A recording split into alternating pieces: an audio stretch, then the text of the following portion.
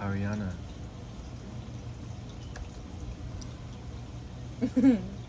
it's been a beautiful day already.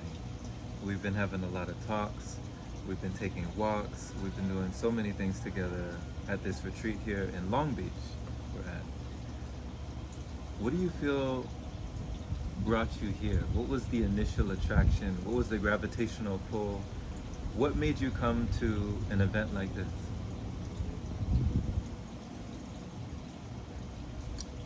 To further remember. To further remember. Yeah. We're reflections of each other. Mm-hmm. We're all mirrors to one another. Mm-hmm. And so in my life, I've questioned myself in certain areas. Mm-hmm. I've had certain experiences. I've perceived life in a certain way. And, you know, as humans, we enhance each other. We remember through each other. We remind one another. We activate each other. Mm. And so when I connect with you guys, Alitam, Elena, Nabiha, you, there's a resonance. Mm. There's a sense of a deep breath, because it's almost as if they get it. Mm. They're experiencing that. Mm. It shows you that reflection. And so I know in my own life, I desire to continue to keep evolving, to continue to keep dissolving at that, the illusions. I see what you did there. Dissolving illusions and things of that nature. And I know that when we really get together in person and have that connection, so much unravels. And so I knew that by us literally creating the vortex, creating the frequency, creating that space for that unraveling to happen, that my being would be going through a lot of confirmations, like affirmations and certain things. So really it was to remember more and to be in the connection with everyone, because that really is what we came here for. The connection. Beautifully said. Beautifully said, Ariana. You know, I love that, you know, you're talking about, like, instead of just remaining in the cycles and constantly revolving, you know, you're saying the illusions are dissolving and you are evolving, you know, and we're evolving together. One of the things I love that you say, and you've said it before during our conversations in the past, is it's such a deep breath. Like, there was one conversation I had with you, Ariana, and you were like, oh man, it was hard to put your feeling into words. And so you said, it's such a deep breath. So what do you feel like when you hear about the breath, like breathing? Like, what is deep breath to you? What does that mean to you that maybe it doesn't mean to other people? How is it significant to you? Because you used it in that context. Inner knowing. That's the deep breath, inner knowing. Because when we engage with the breath, we engage with spirit. So when I say it's like a deep breath, it's almost as if being merged with spirit, being merged with the, you know when you're so in the moment, whether it be in a conversation with someone or action, just anything, where everything dissolves. You're just you're in it, like past, present, future, yes, no, knowing, unknowing. It's like you're just in it. And so I feel like when we connect, it feels like that deep breath. You know, when you're in meditation and you're just immersed in the breath, you're just with the breath. It's that feeling of wholeness, of oneness, of everything, all at once. When did you first get that, or if you can recall, when that feeling of wholeness and oneness and just completeness came upon you, where you realized there was no separation? Like, what gave you that feeling? What brought it upon you? So the breath. So the breath is what brought it? Being in deep breathwork sessions that have allowed me to open myself up to more receptive energy from spirit. Did you learn that from, like, anybody in particular? Did you find that in a book, or did you just intuitively know you just had to breathe? Well, it's funny. It's around us our whole life. Yeah. Think about it. anytime, even maybe in schools, if a kid is crying, take a deep breath. Or if someone is hyperventilated, they give you a bag to help you breathe better, to help slow your breath down, to slow down. So it's funny because it's like we hear it, but we don't take it quite literally. We all know, okay, just take a deep breath, but not no one, but we don't know the power of really fully being present and taking that deep breath. Yeah. So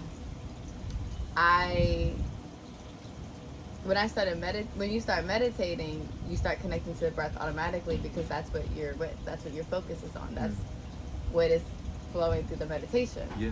And so, of course, me getting into yoga, me learning about yoga, me practicing yoga, that is what really helped me connect to the breath, for sure. Through your practice. Yes. Of course, as well. I mean, I've been dosed with psilocybin before, and so psilocybin was also something that really helped me remember and see the importance of breath and oneness, and really shatter some of those layers that we already know within, but it helps remove sometimes the human thinking, the human mind that can confuse that or attach to other ideas that we've been given. You're human. Yeah, the human mind, the human mind, yeah. And you're very, you're very tuned in and in touch with your inner child. I'll say that, like, out of most all of the people I know, you're one of the people high on the list that you are very connected. Yeah. And it's very reflected. And I love that perspective of your inner child. And children, I mean, they know how to breathe.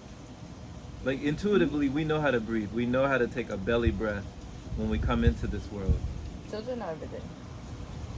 Babies are our best teachers. It's us that has it kind of confused. Babies come in this world unprogrammed. Babies come in this world remembering. Babies come in this world still connecting.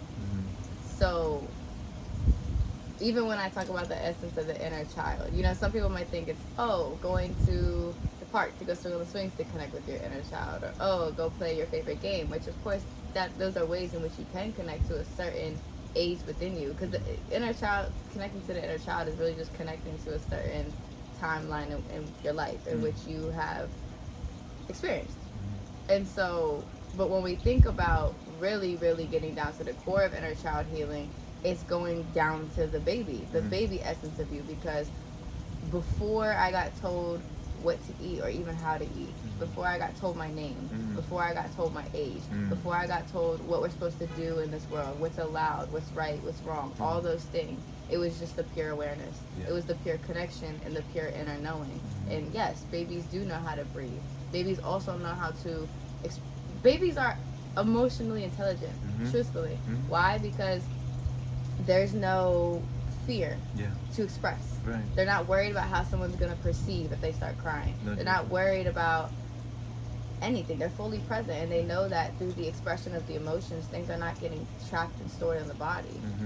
There's no shame around any emotion. So it's funny how a lot of times we quiet babies or try to quiet that expression, because think about it, it's almost as if it triggers us, because why? Maybe we're not allowing ourselves to get into that expression. Exactly. Or maybe it's like annoyance or something, but once again, babies are the biggest teacher. They teach us presence and to surrender to the present moment, because they're fully immersed in it. Yeah, fully immersed. And if anybody hasn't heard, like, just listening to your laughter,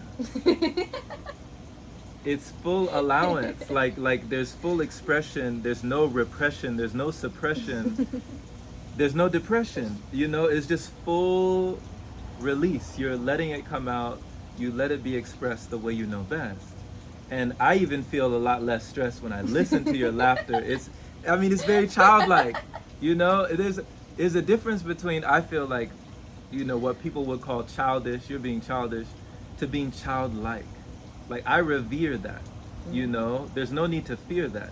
You can be childlike. It's okay to, like, go back to that, when did we lose that? Where do you feel? Yeah, go ahead.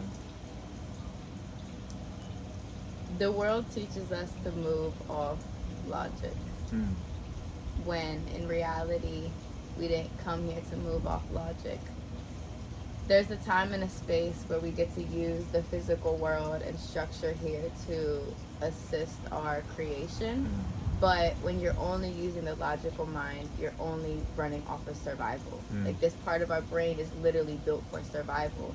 And it tells you, so many people have read books where it talks about the importance of visualization, imagination, all those things. Well, that's just another word for saying the inner child. Why? Because when you were younger, there was less programming. So nothing was so logical yet. So you could go play with fairies in the garden. You could have imaginary friends. You could do X, Y, and Z, and no one could tell you it wasn't real. You were fully experiencing that because you were connected to your imagination, that inner knowing, the interconnectedness of really all that's simultaneously existing here on Earth.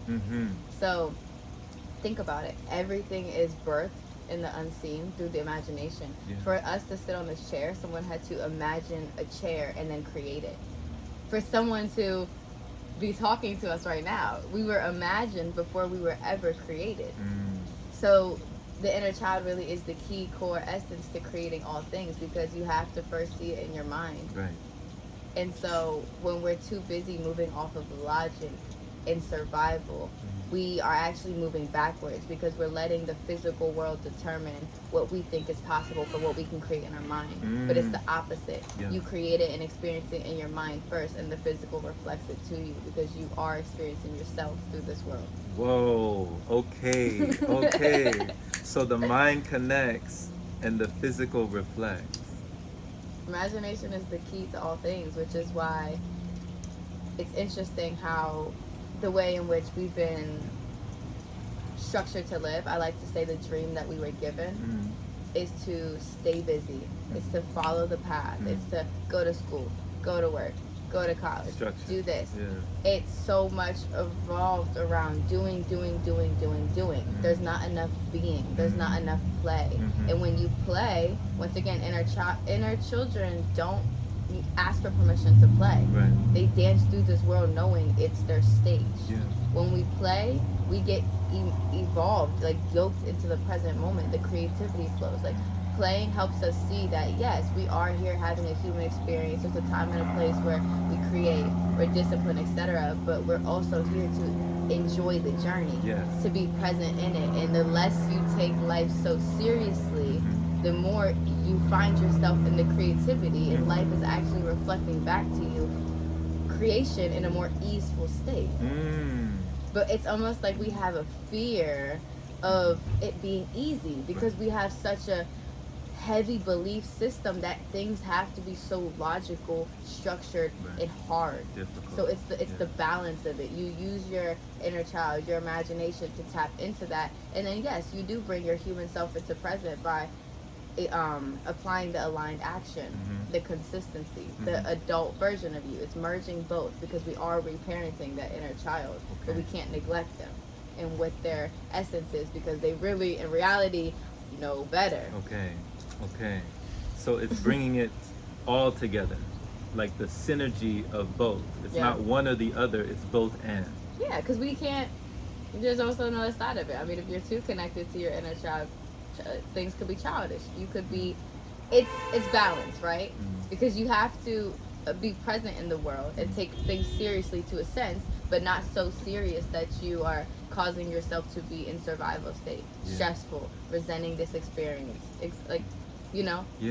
What was a moment where you felt like in your life you were taking things a little too seriously, and what allowed you to take a step back?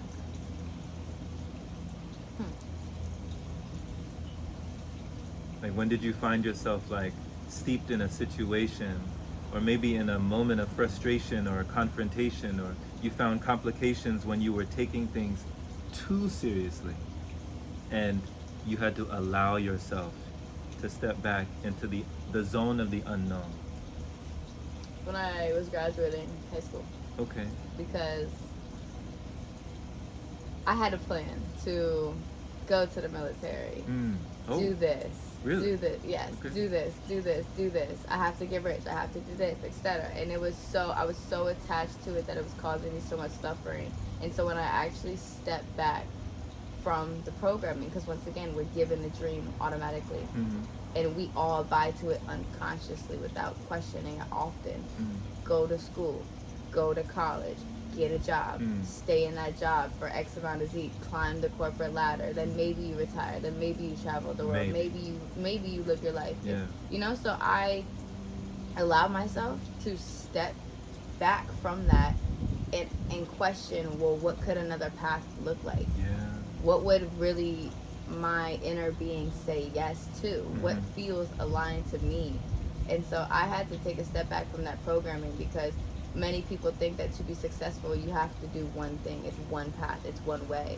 But we all have different incarnations. We all have different gifts. We all have different journeys. And we all have gifts that we came here to utilize and express.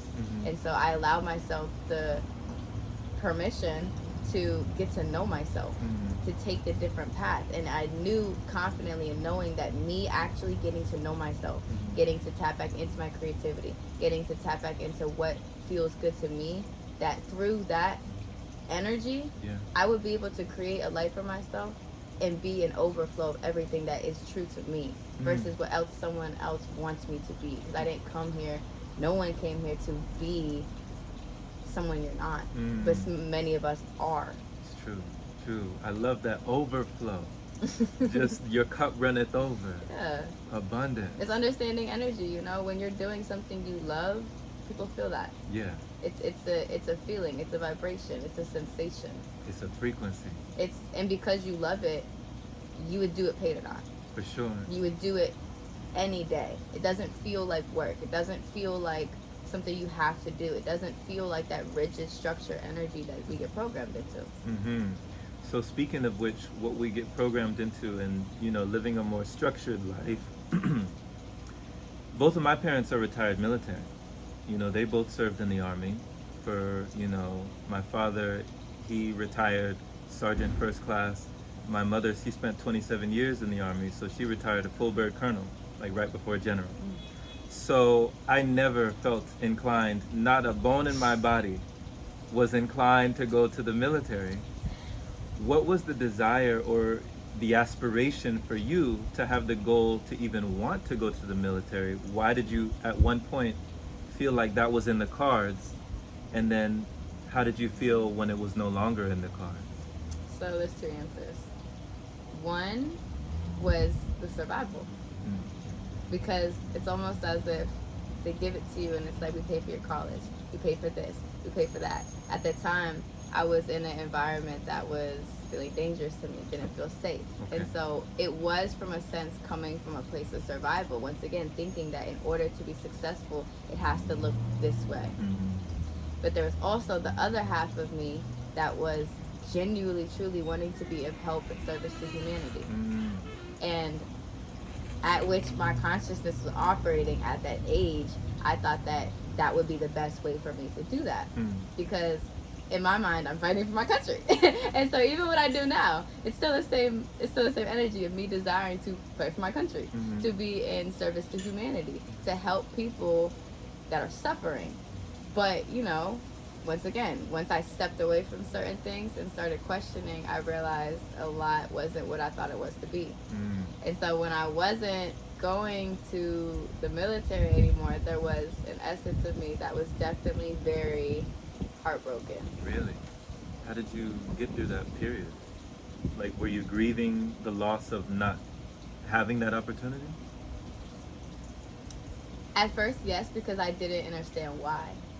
But once I actually started to sit with it and investigate the connection to myself, etc., I realized that sometimes what you want is not what you need.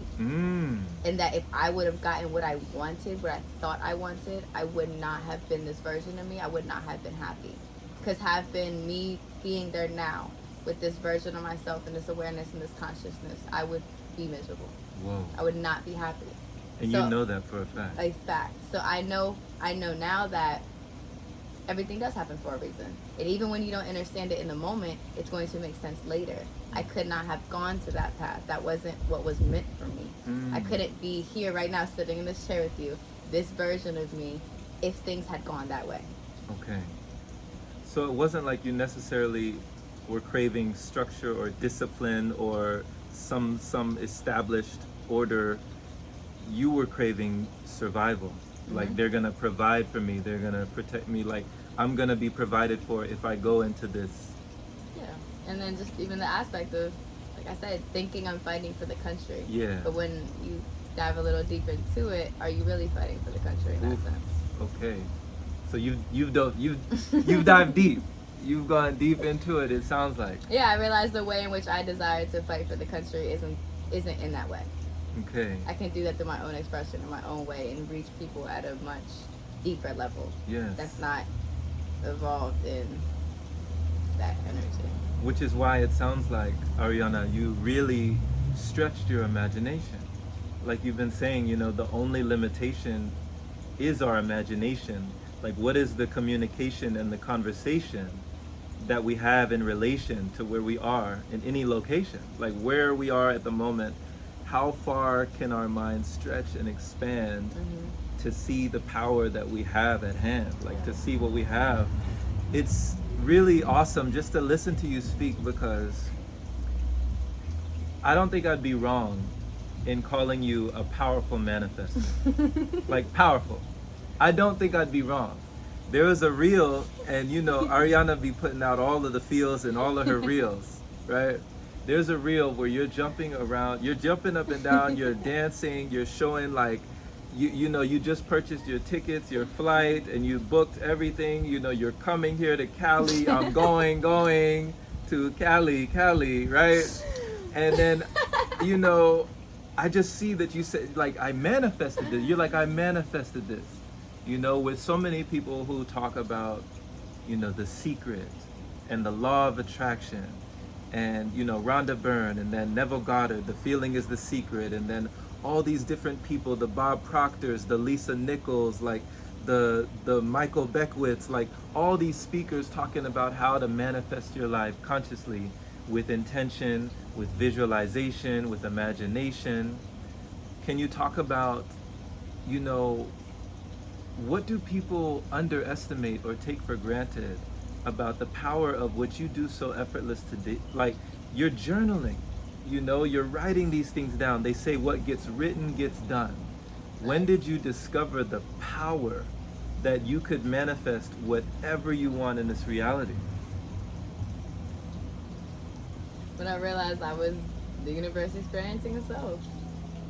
And that if I had brought all that, we create everything.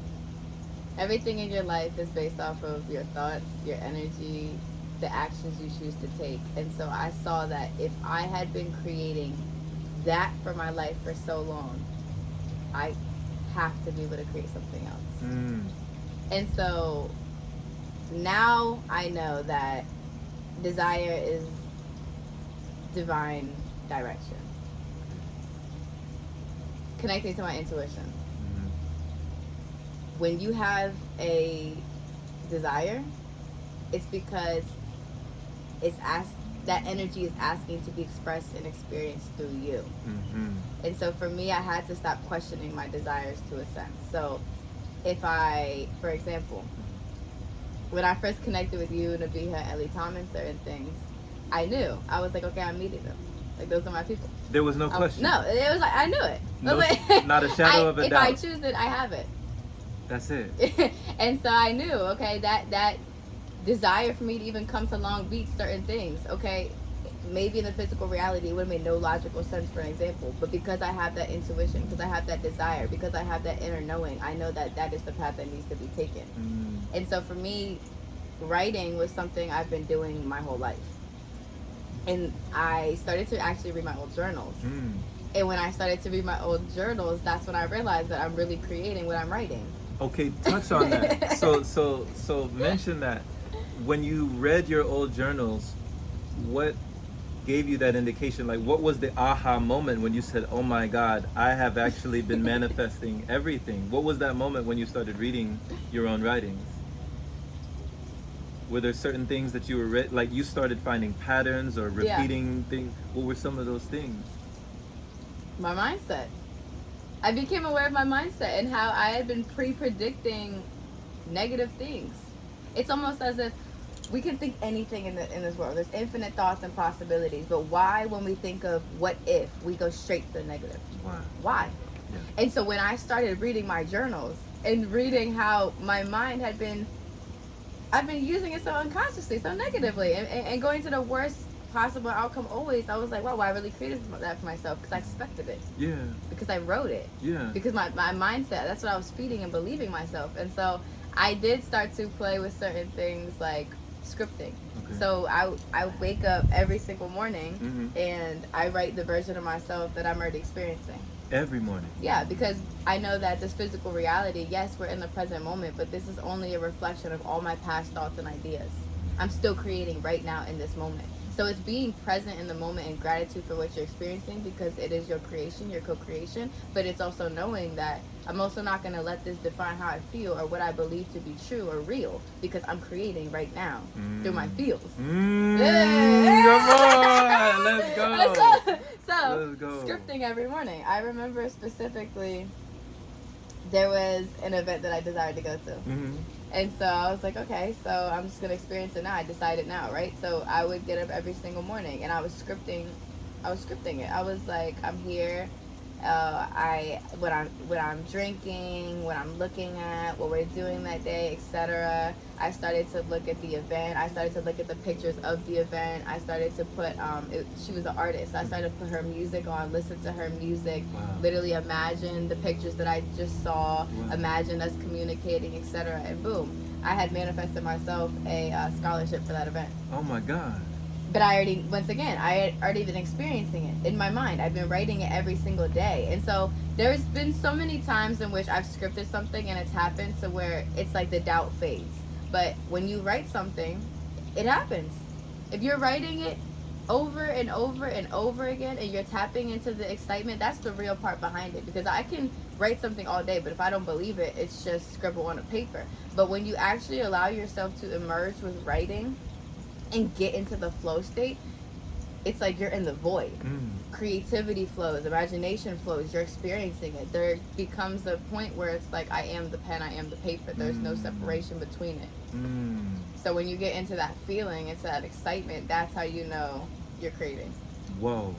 And I mean, what an experiment to see the reaction take place and to just have the satisfaction of your own reaction. Like, this that you brought into being and now you're seeing, with a feeling so freeing of, I created this, like this was born of my creation, this was born of my imagination, and you were utilizing all of your senses.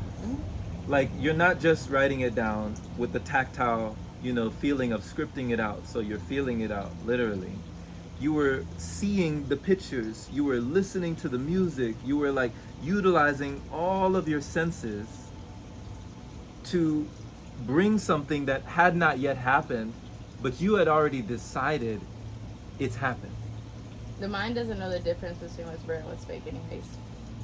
Wow. So you utilize that to your best advantage, And in that logical sense, once again, I had to step out of my logical mind, my survival mind, because in that time when I desired to go to that event, do that thing, it really didn't make logical sense for the position that I was in. But I knew there's infinite possibilities for me to experience. My imagination is the key. My inner child is the one that really knows everything is possible. So I connected to her. I connected to that essence. I connected to that connection that we already have to all that is. And I knew, if I decide it, if I experience it, if I get excited, that's really what it is, getting excited. How would you move through this world if you knew that it was yours? Yeah. If someone told you right now, on the 20th try, you'll get what you want, you wouldn't look at all the tries up to that as failure or annoying or doubt. You would be so excited to get to that point. But once again, it's like we let the physical world bully us and define how we feel about ourselves. When in reality, if you have a desire for something, if you're working towards something and you desire it so bad that you won't give up on it, etc., it's already happening in this life. It's already done. You are already that. You're literally just engaging in the process and the in-between of it. Enjoy it. Get excited about it. Woo! Woo! My goodness. So it's like, You know, I just heard a Nas song pop up in my head. If I ruled the world. If I ruled the world. You know what I'm saying? Like the beat dropped and everything while you were talking. I just heard the whole theme. If I ruled the world, like what would you do if you could not fail? Like what would you do if you knew you create your reality? How would you act? How would you operate? How would you maneuver through the matrix if you knew that you created? You know, like it would change the whole paradigm. It would shift. It would lift. It would shift everything. So, do you feel like at this point in your path, at this juncture of your journey, would you say that you no longer have any doubts? Of course not. I'm human. I believe we all experience, as human, we came here as souls. We came here to have a human experience. And that's the beautiful joy of it, because we get to experience doubt, anger, sadness, pleasure, laughter, all the things. It's part of the human experience. And so I think everyone experiences doubt. It's just some people know how to use that doubt as divine direction. They don't let fear control them. They know that, once again, too, even doubt coming, most of the times is just the voice of the inner child. It's just the past, because, okay, maybe I've done that before and it didn't work. Or maybe I tried to express myself before and I wasn't accepted. It's just it's when doubt and these things come up, instead of letting it define you and letting that your mind think that that is you, it's a matter of observing it. And that's when the real work happens, when you ask, like, where did this come from? Why is this present? What am I afraid of? So yeah, of course I still experience doubt, especially when we're taking big leaps in this journey, you know? Stepping into the unknown is something where we're always going to have that, the chills come up, like, oh, okay, putting my trust in. Doubt will come up, but you just go the other way. You work with it and you go the other way, because once again, you know in your mind to be true that if I decide it and it's mine, then so it is. Okay. So it's kind of like how they say rejection is redirection. You know, we have a better connection. It's like, so you're saying, don't let doubt define you. Let it direct you.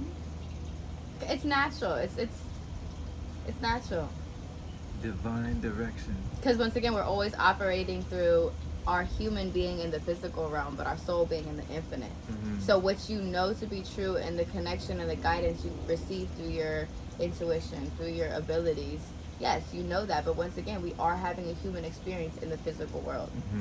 So most of the time as well, too, maybe when the doubt is coming up, it's maybe you're too attached to the physical world. Once again, we're letting the physical world define how we feel about ourselves. Yes. You had a question, you know, earlier we had a conversation, and you had a really, I mean, it was a really awesome and thought-provoking, profound question about the unconscious realm. How does that play a role in your reality when it comes to the messages that we can get through dreams, or the things that we can see in these lucid scenarios, these vivid scenarios and environments in the unconscious realm that can maybe even give us confirmation of the path unfolding? You know, like, what are some of the things that you've seen in the astral that have made you even more confident in this reality? Man, since I was little, I've been getting so many downloads and things just from spirit guides and stuff in my dreams. My dreams have always been so profound, and I can say the most recent one, or one of the most recent ones. I had a dream, where I was in the back seat of a car, and I was with my grandfather and my grandmother, and they picked me up. And my grandfather had told me I'm ready to go home.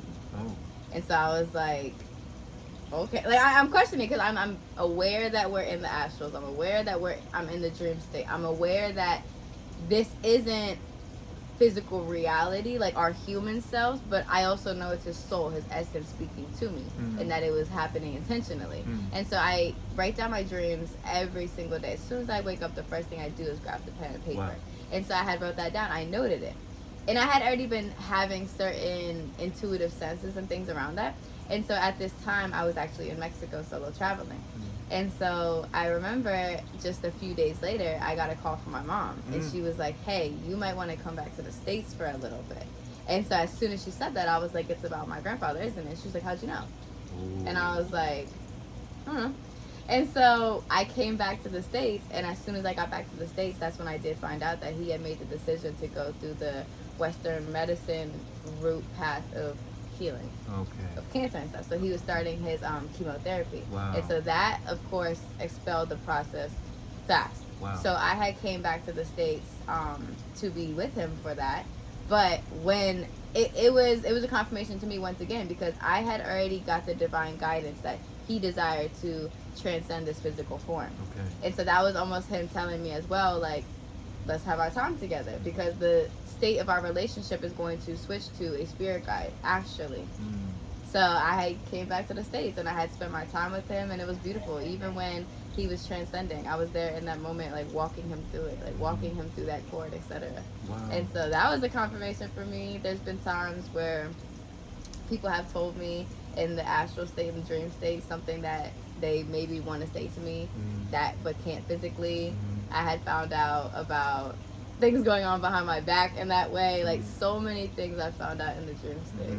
We've even met each other. Yeah. You know? Yeah, we have. We actually have. It's like, and it's beautiful, because once again, writing has opened so much up to me, because when you start to write down those experiences and you start to see the connections to all the things, and we do have a spirit team, like spirit guides, angels, like all these things that are guiding us, that are always trying to drop nudges and things into us. It's just a matter of how receptive are we, and are we opening up that door for that connection to be able to receive the guidance. Beautiful, beautiful. And now your grandfather, he's your guide. He's one of your guides. He's my spirit guide. Yeah. Man. He speaks loud and clear. Oh my goodness. You feel like he's proud of you? Of course, yeah. He we had certain conversations as well too, just in that in between state. Very, very lots of telepathic communication that goes on. So it's very cool to experience that. It's just awesome to hear about the liminal space, like just this space or this place where so many people feel so disconnected from. You know, there's so many people, Ariana, that they just go to sleep and wake up, and that's it. Like, whatever happened in between time, in the meantime, they have no recollection. You know, there's no recollection. Whereas you're saying every single day you get up and you say the first thing you do is you grab the pen and you grab the pad and you start writing down what transpired, like what just happened. It's amazing. I mean, do you feel like you trained to have that ability, or was it a natural born talent? To hear? To be able to record what happens in that space where you go beyond. Like when you're in that beyond space and you're lucid and you're conscious in the unconscious, and you come back and you bring the message and you can transcribe what happened, and it completely applies to, it's almost like a premonition. You were gifted a premonition of what's to come. And I think, I mean, to be divinely guided in that way, to not only have the intuition, but to listen, I mean, that's out of this world. You know, like that's very commendable, you know, that you're able to do that. So did you train yourself to get to that point where you're able to do that naturally, or was it already a natural born talent? There's two layers to this question. So I believe we all come into this world with these gifts and talents already, but we'll come back to that. I did have to get used to writing down every single morning. Okay, that was, so you did train to yes, do that. Okay. Intention setting. Okay. Before you go to sleep, set the intention. As soon as you rise, make it a ritual, make it an intention to grab the notebook and to write down every single thing that happened. And then even after that, to allow yourself 2 or 3 pages to just brain dump. Because there's so much guidance that comes through in that in-between state. Like your brain is still operating in that in-between of theta. Yeah. Your brain is still adjusting. Your human is still yoking back into the body. So it's half in, half out. I love that. Your human is still yoking. She's not even joking. Your human is yoking back in the body. You know? So, I mean, Julia Cameron has a book called The Artist's Way. And she tells you as soon as you wake up. The morning brain pages. She's on. So many people do it. Some of the most creative, successful people that we look up to, everything, they do that because they know the power of it. There's so much that we can pull from that space in those time, at that time. Yeah. It's guidance. And so back to the first part of it, we all have that inner connection and inner knowing coming into this realm. I believe we all come in with our quote-unquote psychic abilities because we're connected to the soul, the essence of us. But once again, we get taught what a human is.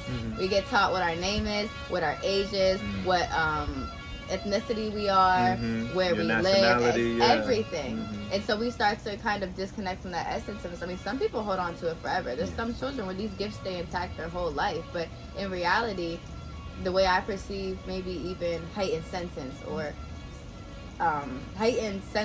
or psychic abilities is really just who we are at our natural core, because it's the connection to source that we have. So what people would describe as ESP or extrasensory perception, you're saying like that's natural. That's natural born. It's not like something fantastical or mystical or magical. It's natural. No, because everything is simultaneously existing and we're never disconnected from what we perceive to be a source. But it's the belief that we're disconnected from source, that something is outside of us. Okay. So it's actually the belief that we are disconnected that creates the separation in the first place. That, and the fact of which it's not nurtured in the physical realm enough for most people. There's many children, many people, even beyond children, that are experiencing maybe clairaudience, clairsentience, clairvoyance, but when they communicate that to people around them, that's misunderstood, and they quickly get taught that. So they might shut it down unconsciously. They might fear to express it. They might literally disconnect from it because they don't want to be perceived a certain way. Right. They don't understand that it's actually a gift and that it is just a connection to a higher aspect of themselves that wants to help them. Yes.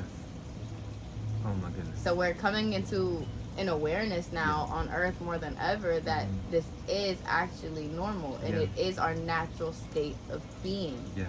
And the more that we dissolve the conditionings, the dream, the programmings, and really connect to the essence of us, we see and we remember this. Remembering. I always love that. Just becoming aware of all of the clairs that have always been there. You know, that's part of self-care. Yeah, even intuition is the inner knowing. And every single person has experienced that clair ability. We've all done something in life where we knew deep down, I probably shouldn't do this, or something doesn't feel right about this. The energy doesn't sit right with my body, but the logical mind, the human mind, the attachment, the ego, whatever, it will still do it anyways. And then you get to the end of the situation, it's like, but I knew not to do that. But I knew I wouldn't be safe. But I knew that wouldn't make me feel good. We all know what it's like to disconnect and not follow that intuition. Intuition is literally a clear ability. We all have this. Yeah. It's just the fact, like, are we ready to listen? Yeah. To the intuition. And that is the part where it's disconnecting the attachment to the physical realm. It's being present in it, being grateful in it, but also knowing that this does not define who I am. So the intuition is never going to take you somewhere that makes sense. And that's why most people don't follow it. Because it literally forces you to put your trust and your surrender in the unseen. And to really depend on your inner being. Can you hold the alignment? Can you hold the inner knowing? Can you hold the faith? Because your intuition can guide you to go leap. And you might do it. But if you get so scared in that leap and you start to doubt yourself and fall to the fear, well then, double-edged sword. Oh man, you speaking. To follow your intuition is to cultivate a energy within you that has to be sustained. It has to be nurtured. The fire has to be kindled. You have to keep it going. Okay. You can't give up on yourself after taking the leap. You gotta stoke the flame. You never gave up. Yeah, so intuition is one of the first things I feel like as humans we need to be taught how to trust. because that is divine direction, that is divine guidance, that is literally our higher self, source energy speaking through us, guiding the human. And that energy will know more than the human ever does. Okay. The human is having this experience here and now, but the human, once again, it's attached to the senses, it's attached to the physical world. You have to be able to merge your soul and your human. Merges. Oh man. Both are just as important. Both are just as divine. Both need just as much nurturing. Because you don't want to. We came in this world to have a human experience, and I feel like a lot of us can get to a point sometimes where we try to escape the human experience. Yeah. But we came here to be a human. You know, people learn to resent their anger, their sadness, or certain things. They suppress it, but there's so much pleasure in it when you actually feel it and accept it, and don't put one emotion over the other as more preferred or good or bad. You came here for the whole range, the whole spectrum, all the emotions. They're all just as beautiful. So it's almost like to resent your own humanity is insanity. Like, why would you resent what you came here to be? Right. And then that's why we see sickness. That's why we see disease. That's why we see all these things. Because you're holding it all in your body, and your body was never meant to hold it all. The body keeps score. The body, all the energy that you suppress, that makes you depressed. It has to be expressed. We're creators. Yeah. We create things. Why do you think we create things? So many people channel their emotions, their pain, their anger into art, into songs, into music. We hear it all the time. All of us can put on a song where we hear it and we relate to it so deeply that it can bring us into deep tears, into deep resonance, into wow, I feel that. Yeah. Because we are each other. We are all experiencing these same emotions, just through different situations, in different forms, in different bodies. But we all have these emotions. Yeah. We're all connected. Yes, which is why every single person is going to experience doubt, fear, all those things. Don't let anyone ever tell you they don't. They do. They just know how to make pleasure out of it. They know how to dance with it. They know how to channel that into creativity. Dance with the doubt. Eye of the storm. Like we said the other day. Oh my gosh. Oh my gosh. This is the message. This is the message. Ariana, I just want to thank you. Thank you just for always keeping it real on how you feel, you know, keeping it real on what's real, like what is the deal, like the questions that everybody ponders and really pontificates and really just, I mean, is so puzzling to so many people. It just feels like you get it, you know, you get it, you understand, you understand. Breath of fresh air. Yeah, it's a deep breath.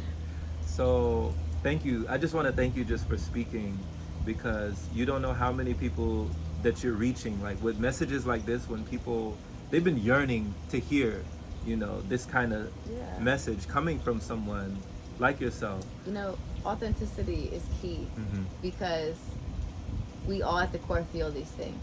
And it's when we try to suppress it or hide it or assume that others don't, that we like put the pause in the connection of us. There's so much healing when we are vulnerable with each other, when we actually express how we feel in certain things, because we see that in another. It's like, oh, they experienced that too. It's like we allow others to unfold and unbecome and remember when we are the embodiment of that, because it allows safety. It's the mirror. It's because at one, we are all connected. We're all one. So when someone can experience you in that emotion, in that rawness, in that truth, it allows them to do the same. Yes. So thank you for allowing, thank you you. know, thank you so much. I'm bowing, you know, like thank you for allowing. Thank you so much just for giving people permission to shine by showing them your light, you know, and letting them know it's all right. You know, being an embodiment, I feel like living by example is the biggest testament, you know, the biggest teaching that is reaching. Instead of just preaching, the way that you're living is already giving. You know? We don't even have to speak. Yeah. It's all frequency. It's telepathic. It is. It is. Yeah. And your frequency is what you frequently see, you know. So I'm glad that we came together. Yes, it's For so exciting. I wrote this down too. It was written. You see this? It was written. The writing was on the wall. You know, she manifested it all. So much love, Ariana. Thank you so much, and thank you for listening. Appreciate having you here, and definitely all love and no fear. We are here. So much love. Take care. May peace be near. Yeah, come on, yo.